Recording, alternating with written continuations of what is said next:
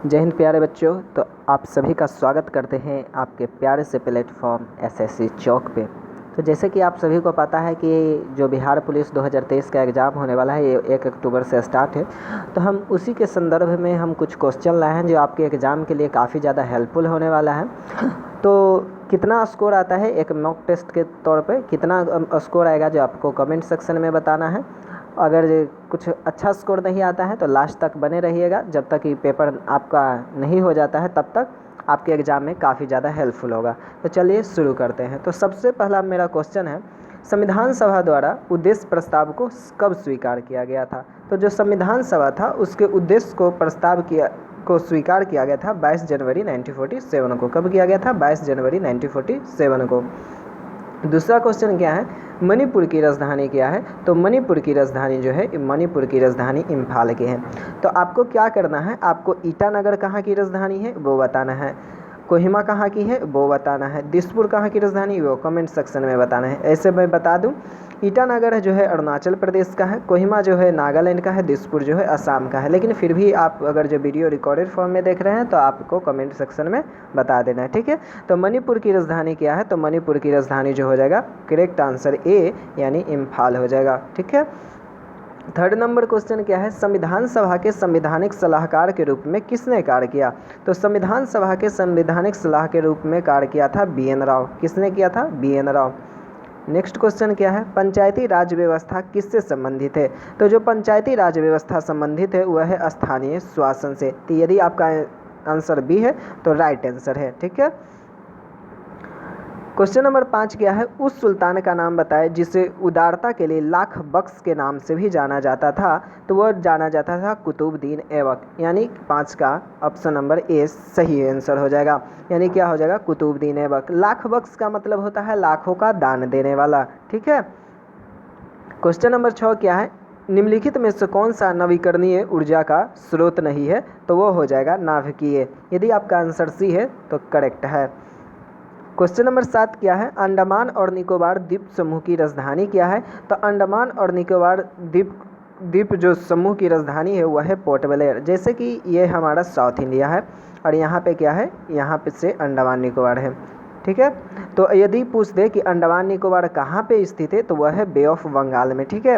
लेकिन यहाँ पे पूछा क्या है कि यहाँ पे पूछा है अंडमान और निकोबार की राजधानी क्या है। तो अंडमान और निकोबार की राजधानी है पोर्ट ब्लेयर, यानी option number C. Question number 8 क्या है, कौन सा भारतीय राज्य एक तटीय राज्य नहीं है। तो वह हो जाएगा कौन? ऑप्शन नंबर सी यानी तेलंगाना, क्योंकि यह हमारा दक्षिण भारत है। यहाँ पे जो हो जाता है, यहाँ पे गुजरात हो जाता है, यहाँ पे गुजरात है, यहाँ पे हो जाता है महाराष्ट्र हो जाता है, यहाँ पे महाराष्ट्र हो जाता है और यहाँ पे तमिलनाडु हो जाता है, यहाँ पे तमिलनाडु हो जाता है। तेलंगाना यहाँ पे होता है, तेलंगाना यहाँ पे होता है। यानी तेलंगाना जो है एक लैंड लॉक्ड स्टेट है। क्या है? लैंड लॉक्ड स्टेट है, इसके साथ तटीय राज्य नहीं बनता है। यानी पूछ ही रहा है क्या कि कौन सा भारतीय राज्य तटीय राज्य नहीं बनाता है, तो वह हो जाएगा तेलंगाना, यानी option number C. Question number 9 क्या है, 2025 विश्व एथलेटिक्स चैंपियनशिप के लिए मेजबान शहर के रूप में किस शहर को चुना गया। तो वह चुना गया था ऑप्शन नंबर डी, किसको? टोक्यो को। किसको? टोक्यो को, ठीक है। टोक्यो कहाँ की राजधानी है? तो आपको कमेंट सेक्शन में बताना है टोक्यो कहाँ की राजधानी है। ऐसे मैं बता दूँ, टोक्यो जो है जापान की राजधानी है। कहाँ की राजधानी है? जापान की राजधानी है, ठीक है। कहाँ की? जापान की। क्वेश्चन नंबर 10 क्या है, 1757 की कौन सी महत्वपूर्ण घटना घटी।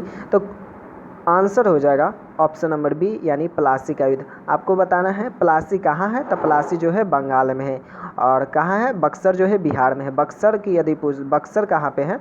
तो बक्सर है, बक्सर जो है बिहार में है। कहाँ है? बिहार में। बक्सर जो है बिहार में है। और 1757 में कौन सी महत्वपूर्ण घटना घटी। तो वह घटी थी प्लासी का युद्ध, ठीक है। क्वेश्चन नंबर क्या है 11 में, रबी मौसम कब होता है। तो जो रबी मौसम होता है वो होता है अक्टूबर से अप्रैल के बीच में। कब होता है? अक्टूबर से अप्रैल के बीच में, यानी option number C. Question number 13 क्या है, जैव विविधता हॉट स्पॉट शब्द किसने गढ़ा। तो जैव विविधता हॉट स्पॉट शब्द किसने गढ़ा है। तो वह गढ़ा था नॉर्मन मायर्स ने। किसने गढ़ा था? नॉर्मन मायर्स ने, ठीक है। क्वेश्चन नंबर 14 क्या है, हैदराबाद में चार मीनार किसने बनवाया था? तो हैदराबाद में चार मीनार किसने बनाया था? तो वह बनाया था कुली कुतुब शाह। किसने बनाया था? कुली कुतुब शाह। ठीक है। नेक्स्ट क्वेश्चन क्या है, बीबी का मकबरा किसके द्वारा बनाया गया? तो जो बीबी का मकबरा वह बनाया गया था वो किसके द्वारा बनाया गया था? तो औरंगजेब के द्वारा बनाया गया, यानी करेक्ट आंसर हो जाएगा ऑप्शन नंबर बी। ठीक है। क्वेश्चन नंबर 60 क्या है, ग्राम सभा के सदस्य वयस्क होने के लिए चाहिए, इसका मतलब है कि उन्हें निम्न आयु वर्ग का होना चाहिए। तो इसका आंसर हो जाएगा ऑप्शन नंबर ए, यानी 18 वर्ष या उससे अधिक। ठीक है। क्वेश्चन नंबर 17 क्या है, दो व्यक्तिगत ओलंपिक पदक जीतने वाली पहली भारतीय महिला एथलीट कौन है? तो वह है पीवी सिंधु। कौन है? पीवी सिंधु, यानी करेक्ट आंसर हो जाएगा option number C. Question number 18 क्या है, भारत सरकार द्वारा पर्यावरण के परीक्षण यानी संरक्षण अधिनियम कब पारित किया गया? तो वह पारित किया गया था, कब किया गया था? तो वो किया गया था 1986 में। कब किया गया था? 1986, यानी ऑप्शन नंबर डी। कब किया गया था? 1986, यानी option number D. Question number 19 क्या है, भारत में कार्डिमम पहाड़ियों को निम्नलिखित में किसकी श्रृंखला के रूप में जाना जाता है? तो वह जाना जाता है पश्चिमी घाट। किसको? पश्चिमी घाट, यानी option number D. Option number D. Question number 20 क्या है, अल बरूनी का किताब उल हिंद निम्नलिखित में से किस भाषा में लिखी गई थी? तो वह लिखी गई थी अरबी भाषा में। किस भाषा में? अरबी भाषा में।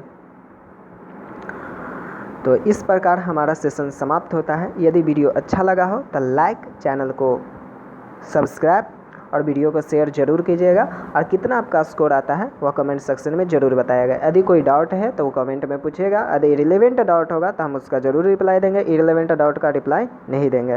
तो थैंक यू, धन्यवाद।